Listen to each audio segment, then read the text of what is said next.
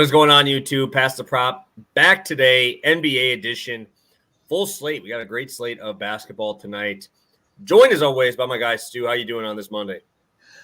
I'm doing very good. Like you said, a lot going on. I mean, Selection Sunday was yesterday. I know that's obviously a big deal for you and a lot of other people here. I'm just on the sidelines. I'm tailing. I'm doing my best to keep up.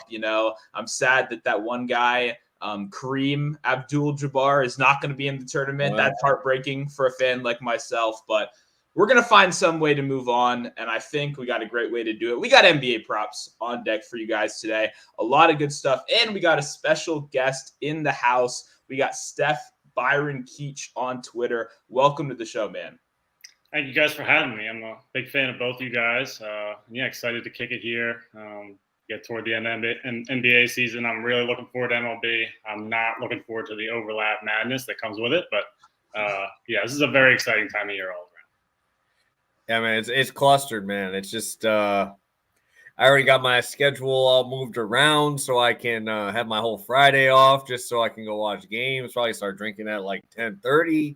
Yeah, I'm ready for it, man. It's gonna be a fun little run here. Just finished my first bracket and gonna be, I'm sure, doing a lot of videos about it as well. So it should be fun. It should be a fun little time here. But today, NBA is like, hey, we got to get you off the college basketball grind. They don't even play today.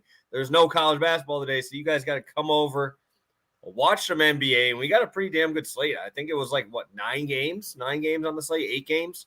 A lot of good teams in action, a lot of back-to-backs as well, which kind of shitty. But we're here, ready to bet it. Let's get through this quick recap from last show. I believe it was a sweep there, right? Because Keontae George went nuclear in that one. Oh, yeah. Nice third quarter cash on a PRA is always nice right here. Love Keontae George. If his lines are up right now, maybe we'd be betting him again, but their lines are not up. So you'll have to follow on Twitter to stay updated for that. Yeah, and I guess I will say, even with the third quarter cash from Stu, I think my bet was still a little bit more sweat-free than a third quarter cash because they almost dropped 100. They dropped 98 first half points in this one. Just wild to me, man. And it kept getting bet like down, and I'm like, "What, dude? What are we doing?" And then it ended up late steam gets it close to like 70. I'm like, dude, this is absurd. UConn put up a 50 piece. St. John stayed close. Just nuts, dude. I thought this was an easy 70 number, and then we get 100. Don't even have to sweat it. And 2 sweat-free winners on Friday, I believe it was. So it's tough to start a weekend any better than that. It was pretty sweat-free on both ends. Yeah, no, that's the perfect way to go into St. Patty's Day weekend. We know you need a couple extra bucks. Bar tab gets a little out of hand sometimes. You're buying green beers for everyone around you. We understand, and hopefully we helped you Friday. Monday still hurts. Hopefully we're here to help again, right? That's the goal. Do the same thing once again. So I'm ready to go. I don't know about you. Yes, sir. Yes, sir. Let's take a look at this slate. We got to talk about this slate.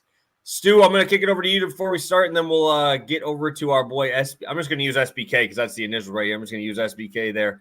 We're going to take a look at our favorite game of the slate. Stu, which one's standing out to you on the slate here?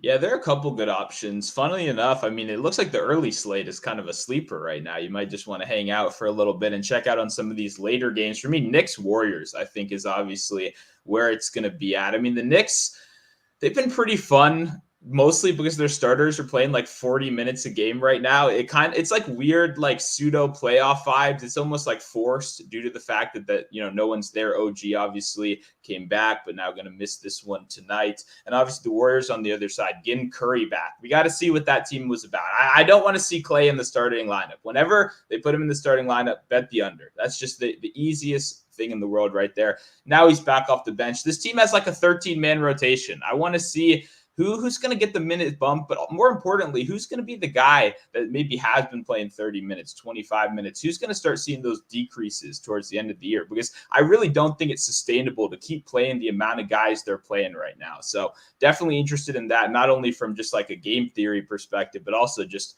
betting in general. Should be a very fun one. Yes, sir. Steven, any game here that's sticking out to you? It doesn't have to be like your favorite one to watch. It could be your favorite one for props.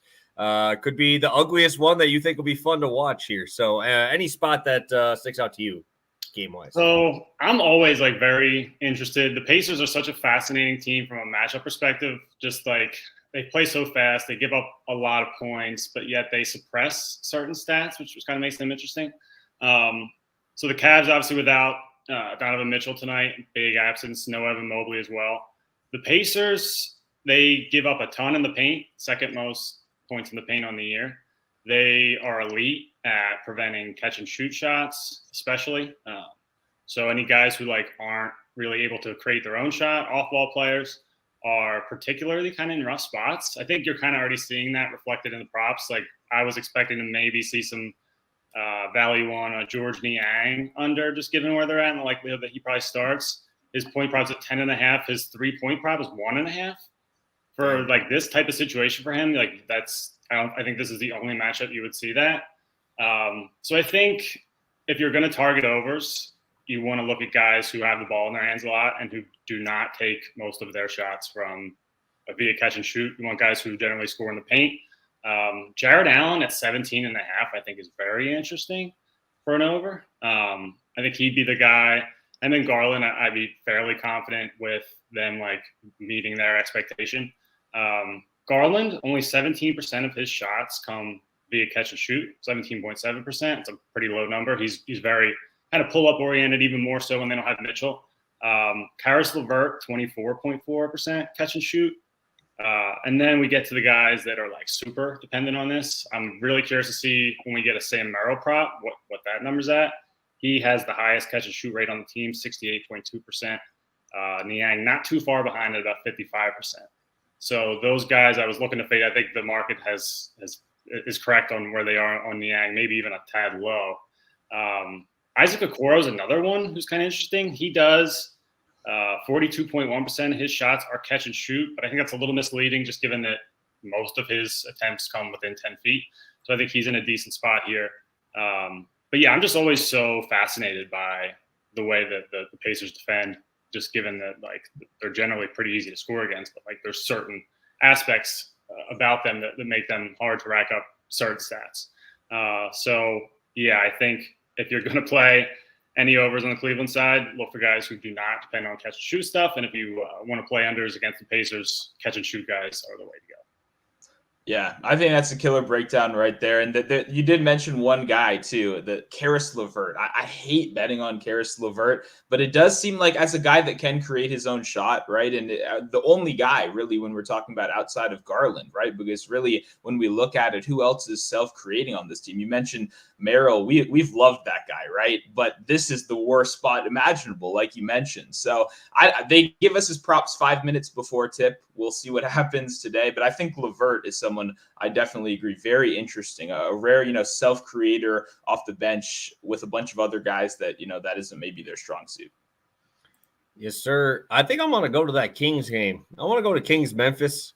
I think that line's a tad wide, 11 points with Bane back playing the way he is, 30-plus minutes. I like fading the Kings when they're big favorites like this. I like them as dogs usually, but I think Memphis got a little bite today. I like to see G.G. Jackson. I obviously have him in the one best ball lineup that I had make it through of my 4. I'm hoping he has a big game there. Obviously, I think Sabonis probably cooks as he always does there, but really curious to see how Bane with Jackson both being healthy. We haven't seen it in a while, right? It's been a minute since all of them have been together. So I think it'll be a little bit more competitive than people think. But yeah, I get it, Sacramento. But dude, didn't they play last night too? Didn't they just play last night as well? So they're coming on a back-to-back, coming home there. I'm thinking I'm going to lean towards the Grizzlies there if I'm going to take a dog of the night here. I think this line I feel like it's just a low total too, 225 or 221. You just don't see that many times in a Kings game, dude. Usually you're seeing those in like the 230s, low 230s at minimum. Yeah, no, I mean, I agree. I think if you're just betting dogs in the NBA, I feel like you're having a decent amount of success, at least if you filter maybe some of these bigger dogs, except my Wizards. Don't throw my Wizards in there, please. Just delete them from any spreadsheet. That doesn't count. This is the G League right now, okay? But besides that, especially when you look at a team kind of like the Grizzlies that like to make games ugly, like you mentioned, it's the low total for a reason. They want to grime it up. They're emphasizing defense. They're getting out there. They're in your face. They got a lot of hustle players, the stuff that doesn't show up as much elsewhere, but makes games competitive, makes them ugly. And yeah, like you mentioned, they're actually getting a little bit healthier for the first time in what feels like months. Like I like Derrick Rose as much as the next guy, but maybe we don't need to see him for 16 minutes a game. So definitely going to be an interesting one. I don't know if that'll make the big screen rotation, but you know me, I love the role players. You might find a GG Jackson prop or something like that to get in on that one. Yes, sir. Yes, sir. I guess I think I might start today since our boy Stephen kind of brought up my guy already in his breakdown there, and I'm going to be rolling with Mr. Jared Allen. I'm going points rebounds today. I'm going to be going with that pretty heavily. I don't play 1.5s much on the show, so I'm just going to put it as 1. I just can't get away from this number. We talked about them being the worst paint team in the NBA. I almost like that. We have the combo of both Evan Mobley and Mitchell out. I would rather have Mobley just be out just because the numbers with Allen without Mobley are pretty wild, man. They're pretty nice. And also, I like to look at these games against fast-paced teams because a lot of guys, myself included, don't like betting these centers in these fast-paced matchups because they could run them off the floor. Jared Allen really doesn't get ran off the floor. They use him in their scheme, so they really don't have the option to do that. And he's such a fantastic rim protector. You kind of have to have him out there, especially with no Mobley in the depth there in the front court. Dean Wade, again, is questionable as well. So it's another bigger body down there that they're going to be missing possibly. I just think the minutes are so secure for this guy. Outside of a blowout loss in their last game, he's been seeing 30-plus minutes in every game. And then they obviously had the blowout against Brooklyn where he only played 29. But averaging over 36 minutes per game in these spots. Indiana's defense is nothing to write home about. And again, when we bet these numbers, when we're betting the combos, we want to have upside on both. And if you just want to look at this month since March 1st, he's got a 33-point game. He's got a 19 and 18 rebound game. You got opportunities everywhere. And then just looking at the last, I'll take a look here at the last, let's go 5 games. 20 rebounding chances per game. If you go to 10, it's over 20 rebounding chances per game. I don't see how Miles Turner does anything against him. He's probably one of the quote unquote, I don't want to say softer, but that's the word that's coming to mind here, where they're not really, he's going to be out on the 3-point line. Allen's going to probably be having to come out there a little bit, but I'm not worried about how many threes are going to be shot up in this game. It's going to be a lot from the Indiana side. And if it's not a 3, they're going to be trying to go down by Jared Allen. I'm sure he's going to block like 9 shots tonight. So I looked at blocks as an option as well, but I feel a lot safer here with the points rebound number, a number that he's hit in. Let's take a look. I think it was 4 of 5 of his last games with Evan Mobley out. So sign me up for Allen. I think he's going to have a big one tonight versus this Pacers team depleted lineup here for the Cavs. Yeah. Sorry, do you want to go ahead? Yeah. No, I was just going to say, Dean Wade is doubtful, by the way, and they also, they were using Isaiah Mobley a little bit as a kind of a backup 5. He's out. I do think they have Tristan Thompson back from suspension finally, but obviously he's not playing any sort of a role. He's out there in the event that he's if Allen's tired, needs a little bit of a break. But yeah, they're going to keep him out there as long as the game's competitive. He's just too hard for them to take off the floor right now is what they have. So I love that one. Yeah, it's a guy that I watch PPS bet Jared Allen a lot, and I tail him, and I'm always sitting there like, why am I not doing this myself? And it's especially prevalent when there's no Mitchell and there is Garland, right? Because obviously you have a great pick and roll initiator, you have someone that can control the offense, and then you have Allen as essentially your number 2 option on the team, right? I mean, this is a team that was kind of built around Mitchell to be like the scoring option. And then we have a lot of tertiary players, a lot of role players. So an Allen, a guy that can actually go above and beyond, right? When people are down, can actually step up and kind of dominate, is definitely a guy you want to target, especially with the matchup that you guys pointed out and how fantastic it is. So I love Allen. This is a guy, I'm mad I don't bet him enough, but I'm definitely excited to be doing that tonight in a fantastic matchup. Yes, sir. Yes, sir. And speaking of fantastic matchups, Our boy Laurie does not have one tonight. He's got a tough one, leading us right into SBK's spot for tonight. So I'm a little bit nervous. He is questionable, which like I would feel kind of dumb if I sit here pitch this and he doesn't end up playing and wasting everybody's time. But this is his first night back. The last time he played was March 2nd. He played like 40-plus minutes against Miami in that one. So it's been a little while. He's been out. The thing with the Jazz is like they were, especially early in the year, they were like very competitive. I think surprisingly so. But it seems like lately they're not trying to lose games. Like I don't really buy into that. But I don't think they're maximizing. They're doing what they can to maximize their chance to win games. Like I think, they're a team that if this game were to get even like a mildly out of hand, I wouldn't be shocked if they were to pull the plug on Laurie a little bit earlier than normal. But yeah, I think the fact that he's coming back from a pretty extended absence, I don't know for sure that he plays a full allotment of minutes, which seems to be what this number is suggesting. Maybe a little bit less than that. He averages like 33.5 PRA per game. But then when you kind of take into account the matchup, obviously there is some injury concerns on the Minnesota side as well. Gobert and Kyle Anderson both questionable. That has a pretty big impact on their defense if they don't have those guys. So that could change things quite a bit. But as it stands now, it's a fantastic Minnesota is a fantastic defense for suppressing stats. They allow the fewest opponent points per game on the season. They allow the second fewest opponent assists and the third fewest opponent rebounds. I might have mixed those two up, but they're just elite at suppressing stats, no matter how you break it down. So I think when you take that into account with the fact that there's probably at least a chance that Laurie's limited some way in terms of minutes. They do have Collins. They're supposed to have Collins. They should have Kessler, Sexton, George. So they have like guys who can, play in the post or create their own offense. So I just think there's like a ton of different outs to this one getting home. Whether it's reduced playing time, the Jazz getting blown out, Minnesota suppressing stats. There's just a lot of different ways where this gets home. So I'm projecting like 29.6, I believe, right now. So still a little bit of room on this under. And I'm projecting pretty much a full allotment of playing time to try to. I was considerably lower than the market number when it opened, and was trying to figure out why. I came up a little bit, still couldn't really get there. So I've done what I can to try to make this look unappealing, and it still looks appealing.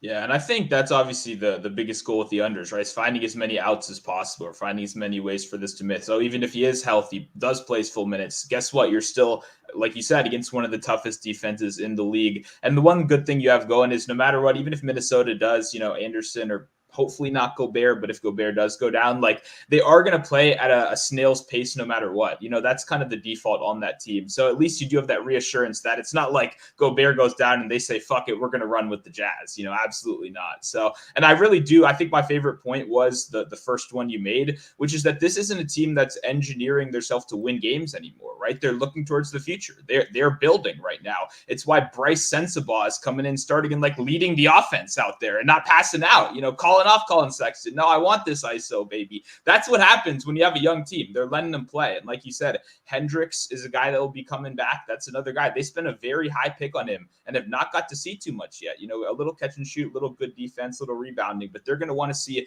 a lot more of him going forward. Very, very crowded forward rotation just in general. And they're signing more. I forget who it was, but they just signed another forward the other day. So it'll be interesting. I definitely do like the under in this one, especially with the brutal matchup. We'll be telling you here. Yeah, and I mean, we talked about this on the last show when you talked about Keontae George. Is they just have a weird rotation with these dudes. Like Colin Sexton has to score 30 points for him to get 30 minutes, bro. Like that's literally what they say. If you don't hit your first 5, you're coming out and we're only playing you 26, right? So it's like this would be a team I would want to kind of go with because there's such a fluctuation on both ends where it's like even towards the high end, he's going to have a tough matchup. I just got a text that Rudy Gobert was present at shoot-around today, so that's obviously positive for this bet. So, yeah, I have no issues with fading Laurie. Usually a guy I like to back, but this is brutal. Pace is terrible. Bigs are tough down there. And, Rudy's going for that quadruple double tonight, dude. He's going to try and do it against Utah, bro.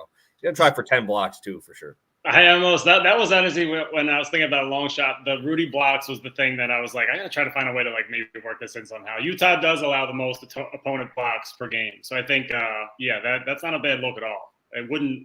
I think there's a universe that exists somewhere where he gets 10 blocks tonight. He's got to be seeing these Wemby headlines, right? I mean, 7 blocks every game. I mean, Gobert is like, that's me. You guys should be talking about me. What's going on? So, Alrighty, heading into the late night. Stu bringing out a late night hammer here. Weird line, man. I don't know why this is even sitting there with the amount of minutes I'm expecting this boy to play tonight. Yeah, we got Jaylen Brunson over 9.5 rebounds, assists. I think the line is lower for a reason we talk about all the time, which is that he didn't even go over his assist number combined with these stats in his last 2 games. And you look why? Well, it's because he just scored 40 points in back-to-back games against some underwhelming defenses, right? He did. Jaylen Brunson, we got the all-star treatment right here. And obviously, Jaylen Brunson's a star, and he's going to continue to be awesome in this high-usage role. But I think with the stats being a little depreciated over those last 2 games, I think that's why we're getting a little bit of a lower number right here. But when you obviously filter no Randall, no OG, that leaves you with a 13-game sample size where Brunson plays 30 minutes, right? That's all we're asking of a baseline. He's over this number in 10 of those 13 games alone, right? Then you want to flash back to his matchup against Golden State not too long ago. 10 RA, just got over this number, but he did have 15 potential assists in that game. The conversion just wasn't quite there. Since the All-Star break, Golden State's defense, especially against the three-point, been a little middling as well. So I definitely love, obviously, the upside in the assist category. But another thing we talk about with rebounding, and obviously the rebounding distance a lot, normally don't really want to play guards against the Warriors, just in general, especially if that guard is likely going to get like the Steph Curry guarding treatment, right? But obviously, if we're expecting Brunson to score 40 points a game, I really don't think he's going to be out there on Curry. They obviously have better defensive options for that matchup, which means I do think he should actually have some opportunities to capitalize from the positive variance of this team chucking threes all game. Like, I never want to depend on Jaylen Brunson rebounds, but he had 5 in the first game. He had 10 rebound chances in the first game. I do, like you said with the Jared Allen, you want to have a chance at upside in either of these 2 categories. And while rebounds is never what I want to pray for, we know what the plan of attack on the other side is going to be. And I do see a world where Brunson could put up kind of a sneaky 6 or 7 rebound game where suddenly you're asking very minimally on attack, right? But to prevent him from scoring 40 points every single game, obviously the Warriors are a strong defensive team. They have a plethora of options they can throw at him. Strong anchor in Draymond Green, a guy like Gary Payton, who only played 10 minutes in that last one. That's someone I want to see out there more. I feel like he's perfect for this small guard kind of matchup. Once again, when I spoke about this game earlier, who's going to lose those minutes? Like, is it a guy like Moody, right, who we've been seeing benefit a little bit more? Is he going to be a little lesser in the rotation? I think there's a lot of interesting things they can do to slow down Brunson. I think our biggest enemy here is honestly if Brunson gets hot from 3. That's the biggest differentiator, right? Because he's obviously one of the best in the world in the paint at attacking and getting downhill. We obviously know Golden State can stop that. We know they can slow that down. I think there's a lot of interesting things they can do to him. But if he gets hot from 3, that is obviously my biggest worry. He kind of goes a little berserk. But I think there's a lot of different ways we go over. Definitely love Brunson. 10 RA for today's slate.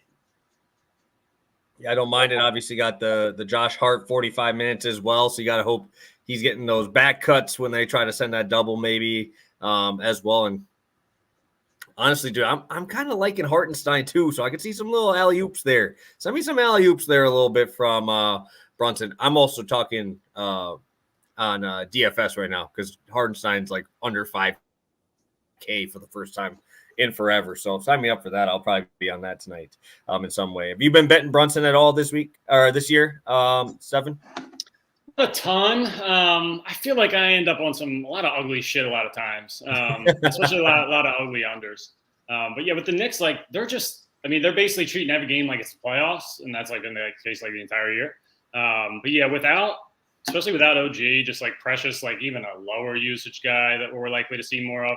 I do like what you said about Hardenstein. I think at some point soon, and this could be a spot where they don't have as much depth behind him, where they kind of push him a little bit more in terms of playing time. I think we saw like 26 or 27 minutes out of him in the last game, which was a pretty noticeable step up from where he had been like in the low 20s. So I think that's kind of something to kind of monitor as well. Like we might be kind of at a low point in the market on his props. Yeah, sorry. I was going to say, no, I like it. The biggest thing, obviously, you already mentioned Hardenstein is just the minutes. And it's very hard to get, especially the coach speak means nothing coming from that Knicks building, as we all know here. So it'll be interesting. I think that's something is more likely to happen. But I don't know if interestingly enough, if the Warriors are the best matchup for that to occur, unless maybe the Knicks are more interested in making the Warriors play their style of gameplay, which is obviously the goal, but that can get away from you pretty fast. And it's hard to stay big against a team like the Warriors. The Knicks are crazy how, like, they are already the slowest paced team on the season, like 96 points up. And over the last 10, they've been at like 92, which is absurdly slow. It would be just far and away the slowest pace in the NBA if that were to be extrapolated over a full season. So I get like very scared playing overs against the Knicks in general. Steph Curry under 26.5 points was like the one thing that was kind of popping to me. I just like didn't have the stones to pull the trigger yet at this point. Kind of want to see where some other people are at on him. Maybe maybe I'm nuts, but he did get 18 threes out the last time that these two teams played. Yeah. I don't really want to step into that one, but yeah, the Knicks pace is just like, it's just snail slow. It's crazy. Yeah. I know they're switching, like once they got Precious now, they've been just doing straight 48 split with those two. So haven't seen it really much with OG being out in those games. So hopefully we could maybe see both of them kind of have a pop-off game here tonight. Just need the minutes. They're both good per minute producers. So hopefully we see some minutes there. 100%. All right. Let's go through a quick recap. We're right at that time, about 5 minutes, 10 minutes left here. We got long shots for you. Don't worry. You know we're coming with them. Let's do a quick recap of our straight bets here, and then we'll get to some long shots for today's slate. So I kicked it off there with Jarrett Allen over 29.5 points plus rebounds at -115.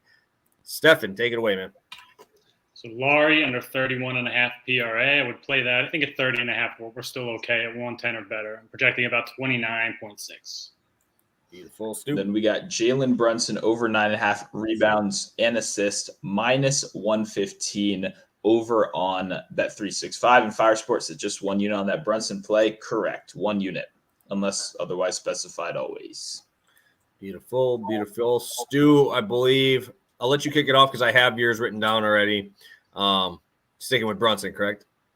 Yep. I got Brunson double. It's plus 800. At the end of the day, it's a number play, it's plus 800 right now on Rivers, 750 on FanDuel, and then it's 500 the rest of the market. And I think 500 is probably around where it should be, right? Like I said, 2 straight games, doesn't even go over the assist number with the combined rebounds and assists, but right before that, we're right at that 8-9 assist mark right before. Obviously, I think the Warriors, we're going to see some interesting blitzes. I think they're going to try to get the ball out of his hands, make someone else beat him. We need, Dante can shoot 19 threes. Speak of a guy that wants to shoot 19, he does. You know what I mean? So they've got some options that are ready to fire right here. Once again, I like the number. I fired on the number. Pretty simple here. I like Brunson to have a good day, and I definitely liked what the market was giving. Even on FanDuel, it's just 750 for 10 assists alone. I think he's going to score 10 points, obviously, but I like where that's at right now. I think that's good value. Beautiful. Stefan, I didn't write down yours. What is your long shot here for today? So a little caveat, I would have liked to have had some Taylor Hendricks stuff, whether it's like a manually built out double-double. Sort of correlates a little bit with the Laurie stuff. Not really, but yeah, he's just like a very good rebounder right now. The playing time is still, he's had come back from an injury a couple games ago. I wouldn't expect like heavy playing time from him, really, regardless of what happens with Laurie. But I think it's enough to where a double-double still well in his range of outcomes. And like Stu alluded to earlier, he's like one of the few young guys they have that I think that they'll probably want to continue to see more of down the stretch. The other thing I like a lot is Kyle Lowry, just basically a threes ladder, I guess. I'm totally fine with just playing the straight up over 1.5. I think it's plus 110 is about like the average market price, but it's a little bit not as much to do with the revenge factor, but a little bit just to do with the shot profile that Miami allows. And the fact that I'm also counting on Tobias Harris sitting, which I then therefore think means Nick Batum starts, which is another like super low usage guy that's in that lineup. Lowry has been an incredibly low usage player so far with the Sixers, as he was with the Heat. But I think that ticks up a tiny bit with another guy like him in the lineup. And just the way Miami has defended Maxey in the past, and especially if they don't have Harris to kind of like take any of that pressure off, I imagine Miami will give Maxey a hard time. The one place that they're particularly vulnerable is the corners. So Batum, Kelly Oubre, and obviously Lowry are guys I think that have some upside in terms of 3-point shooting. And in terms of what I'm expecting with Tobias off and Batum on, Lowry was the most intriguing from a numbers perspective. Yeah, and obviously, like you said, you get the narrative as well. That obviously never hurts. You never want to build your whole case on that. But it's a long season. Having a little extra motivator is always a good little feeling in there. I definitely agree with you right here. It becomes very interesting, like you said, if there is no Tobias Harris. Because, man, this team is so rough in terms of depth. And then you kind of mentioned it. Okay, who does benefit? Well, Kelly Oubre does benefit, but what's his 3+3 is going to be in that situation? -300? You know what I mean? It's going to be one of those cases where, sure, he'll get more volume out of it, but at the price, I definitely think Lowry's a bit of a steal right now. Yeah, +300 on that line is pretty wild, actually. I can't believe they're giving you those. And he's obviously a good 3-point shooter across his career as well, so it doesn't hurt. Seeing as you don't need that much volume either for him to get there.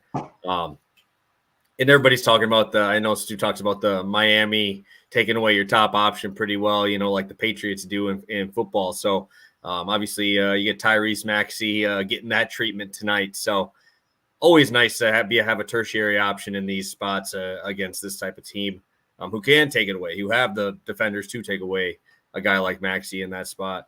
I'm going to I feel like this number should be higher, but I'm still going to take it because I like both guys. I'm going to go to Jared Allen and Vucevic 14 rebound parlay here. I know they're high. I get it. And I wish I got a better number than +190 on Vucevic, but I think the books know. I do think they understand. Like, this is a great matchup, dude. Getting DeAndre Ayton, who is going to sit in the paint the entire game right there. I don't know if you know this, but it's Sabonis, Rudy Gobert, Jalen Duren, and then DeAndre Ayton. Those are the top 4 guys in rebounding chances over the last 5 games.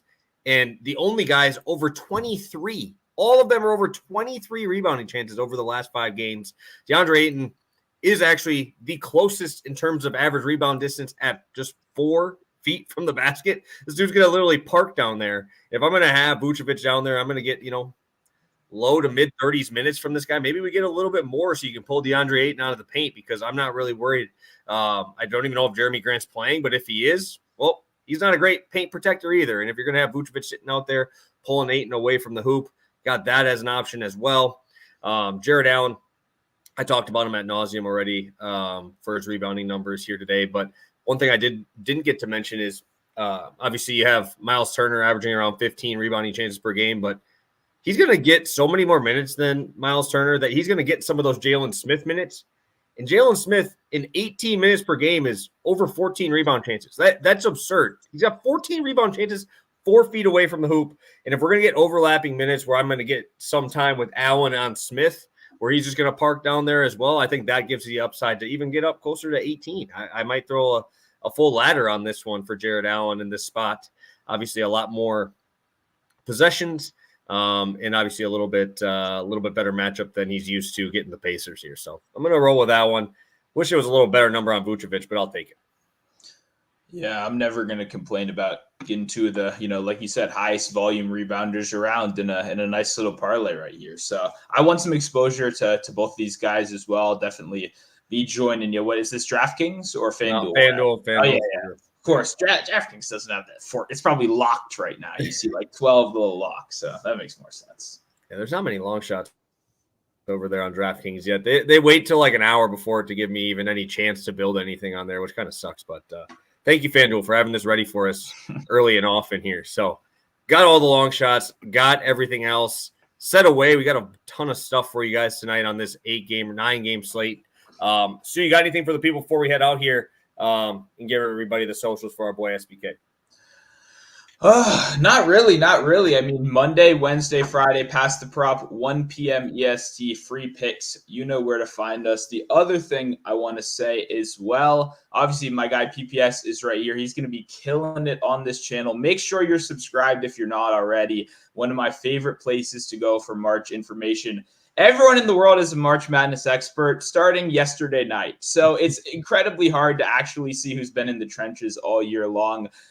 I'm going to be pretending that I love college basketball as well. So I'm going to be making bets too. You can find those on Twitter, but it's going to be with full transparency that I'm like the rest of you guys. I'm doing my best trying to find good bets, but definitely follow my guy Justin here for some of the best content in the business because I'm excited to watch it. I'm going to be one of the first viewers myself over here because we're all playing the pools anyway. Like even if you're the worst in the world, you're still playing 2 or 3. So good time of year. Excited. Make sure to subscribe, get some Pass the Prop, and then you get a little bit of bonus content with March Madness as well.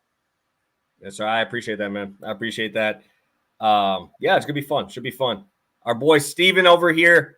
Tell everybody here where they can find you, all your socials, where they can find you, where they can come check out your content. Obviously, loved all the stuff you talked about today and giving all those numbers behind it. Obviously, we love finding guys that have full details, everything broken down like you did. So we would love for more people to come find you. So you can find my work Monday through Friday. So I do NBA and MLB player projections for Roto Grinders, Fantasy Labs, and Scores and Odds. So anything you're seeing there in the week, I have my hands in. You can find any bets I post on the Action Network app, and you can find me on Twitter at Steph Byron Keach. Beautiful. And hey, I just want to say, you gave him a layup right there. I didn't mean to start my internet cut. I was going to say, you gave him a layup. You gave the Jared Allen prop before he gave the Jared Allen prop, too. So we appreciate that, making our jobs a little bit easier right here. That was beautiful right there. It was unplanned, but it was beautiful. Yeah, I didn't even shoot my text in there. I forgot to shoot my text into the chat. I should have said that. Yeah, no, that was worked out well. Jason Williams is probably my all-time favorite NBA player, besides Allen Iverson. So I love a good assist. Beautiful. Hey, we appreciate it. Thank you, my guy. Guys, make sure you go follow him over on Twitter. That's where we're going to obviously be promoting. Wow, that was a lot tougher to say than I thought. Be promoting the video and obviously tagging our boy here. Make sure you go check out his stuff over on Twitter. Obviously, that's where most of all of our content goes for all 3 of us over there. And obviously his picks over on Action and tailing his stuff throughout the rest of this season. So thank you guys so much for tuning in. Again, we'll have March Madness stuff. I will probably not be here Friday, Stu, because I will probably be drinking on that day already. I'll probably be hammered at this point in a couple days here. So you're getting a Wisconsin guy starting to drink at 10, dude. It's going to be tough for me. I'm going to have a brutal freaking weekend, but hopefully we're making money on it, making some March Madness picks. So thank you guys so much for tuning in. We will see you on Wednesday for another round of Pass the Prop. Make sure to go follow our boy SBK over on Twitter and on Action Network. Get those plays as well. So thank you guys. Have a good one, and we'll see you Wednesday.